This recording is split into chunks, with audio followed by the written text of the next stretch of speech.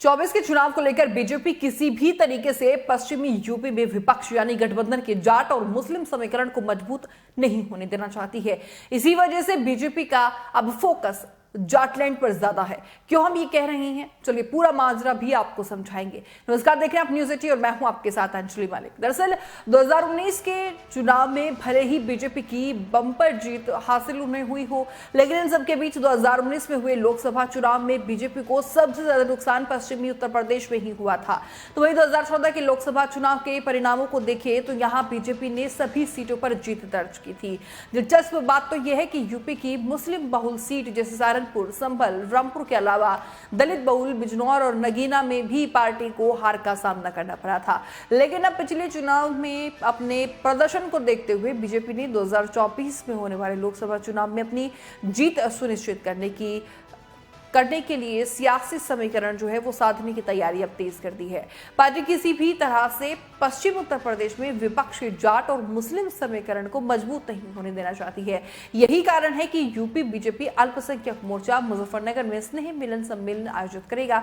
इसके माध्यम से बीजेपी मुस्लिमों को अपने और ज्यादा आकर्षित करना चाहती है। आपको ये भी बता दें कि बीजेपी ने अब जो रणनीति बनाई है, जिसके तहत बीजेपी पश्चिम उत्तर प्रदेश के अलग अलग लोकसभा सीट पर इस सम्मेलन का आयोजन करेगी, जिसमें केंद्रीय मंत्री और स्थानीय संसद सचिव बालियान अल्पसंख्यक वर्ग के कई बड़े नेताओं के साथ मंच साझा करेंगे। और बताया जा रहा है कि इस सम्मेलन में करीब 1 लाख लोगों को भी इनवाइट किया गया है। दरअसल बीजेपी ने पिछले विधानसभा चुनाव में भी जाट मुस्लिम गठजोड़ को नाकाम साबित कर दिया था, लेकिन खतौली के उपचुनाव में मिली हार से पार्टी ने सबक जरूर सीखा। दरअसल साल 2022 में खतौली विधानसभा सीट पर उपचुनाव हुए थे, जिसमें पार्टी राष्ट्रीय लोकदल आरएलडी से हार गई थी।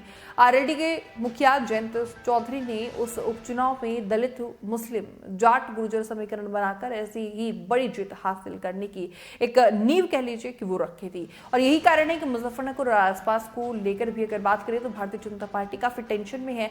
पार्टी को डर है कि अगर साल 2024 में होने वाले लोकसभा चुनाव में खतौली मॉडल एक बार फिर से सक्सेसफुल हो गया तो यहां नुकसान होना लाजमी है।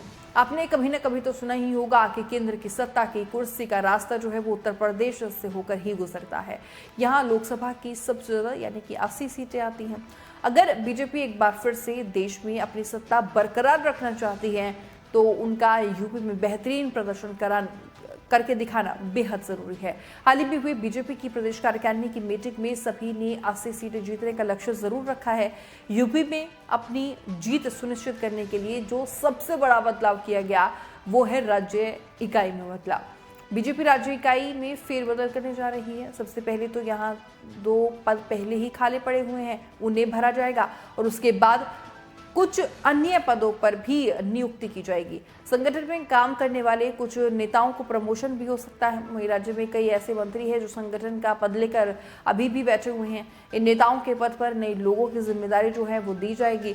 जिला और महानगर स्तर पर नगर निकाय को भी फोकस में रखते हुए पार्टी 40 से भी ज्यादा जिलों में अध्यक्ष बदल चुकी है। वर्तमान में 31 महानगरों में अध्यक्ष का बदलना तय माना जा रहा है, जिसमें से ज्यादातर जिले पूर्वांचल और यादवलैंड के हैं। यहाँ 2022 में बीजेपी को करारी हार का सामना करना पड़ा था।